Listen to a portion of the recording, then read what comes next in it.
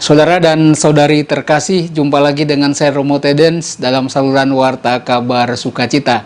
Semoga Anda semua tetap sehat dan bahagia. Sesudah dirimu diselamatkan, jadilah saksi Kristus. Cahaya hidupmu jadi terang, jadilah saksi Kristus. Kita umat Katolik dipanggil untuk menjadi saksi Kristus. Yesus berkata kepada kita, "Kamu akan menjadi saksiku di Yerusalem dan di seluruh Yudea dan Samaria dan sampai ke ujung bumi." Inilah perintah Yesus kepada para muridnya sebelum Yesus diangkat ke surga. Dan perintah ini juga berlaku bagi kita. Kita harus menjadi saksi Kristus di dunia ini. Gereja ada di masyarakat untuk memberi kesaksian. Orang Katolik mesti menjadi rahmat bagi orang lain, bukan menjadi pembawa masalah. Apa itu menjadi saksi Kristus? Paulus mengatakan kepada kita bahwa kita bagaikan bejana tanah liat yang mudah pecah. Artinya kita mesti punya semangat rendah hati. Kesaksian kita didasarkan semangat rendah hati. Lawannya rendah hati adalah kesombongan dan arogan. Kita tidak bisa menjadi saksi Kristus ketika kita merasa superior dari yang lainnya. Bahkan kalau dalam diri kita sudah mempunyai pandangan negatif untuk merendahkan orang lain. Ini kami orang Katolik sudah berbuat baik, contohlah kami. Rendah hati berarti kita mau bekerja sama dengan orang lain untuk membawa energi positif bagi masyarakat. Kalau ada orang lain yang berbuat kebaikan, kita sebagai umat Katolik mesti bersyukur dan membangun sinergi dengan mereka. Saudara dan saudari, menjadi saksi Kristus berarti menjadi berkat bagi masyarakat. Masyarakat mengalami berkat dengan kehadiran dan perkataan serta perbuatan orang Katolik. Di mana ada orang Katolik, di sana mesti ada pengaruh ke arah yang positif. Baik pemberdayaan, pikiran yang jahat dan picik tidak diberi ruang. Menjadi saksi Kristus bukan diartikan secara sempit dengan selalu berbicara tentang Yesus. Kita adalah Kristus yang lain.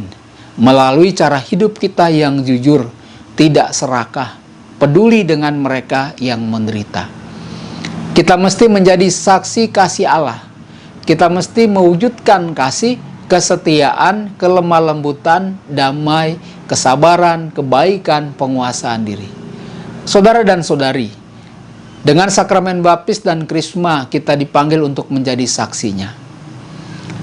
Ada godaan untuk menghindar menjadi saksi Kristus. Godaan itu diantaranya keegoisan diri yang berlebihan.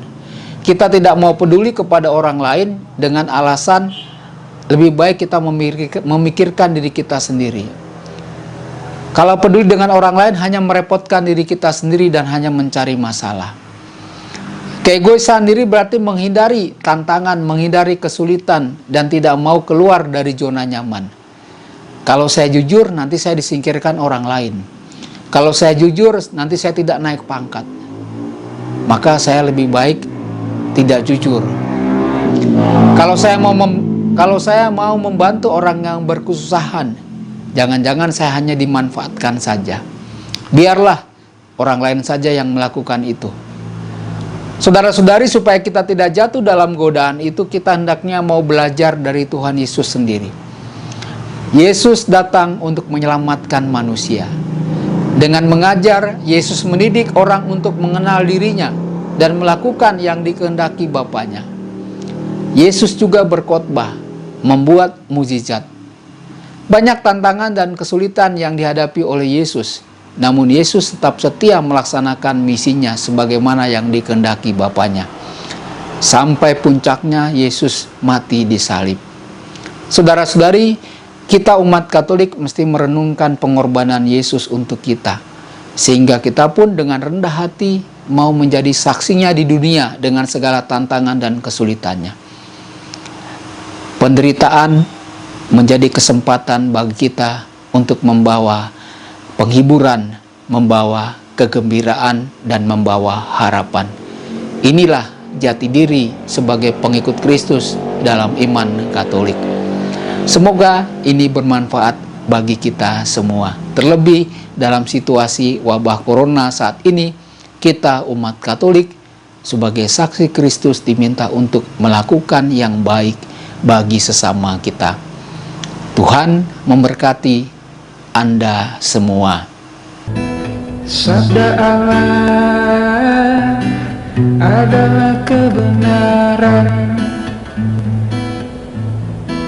Sabda Allah adalah kehidupan. Mari kita mencintainya, mari kita menghayatinya. Ya Tuhan yang ku muliakan,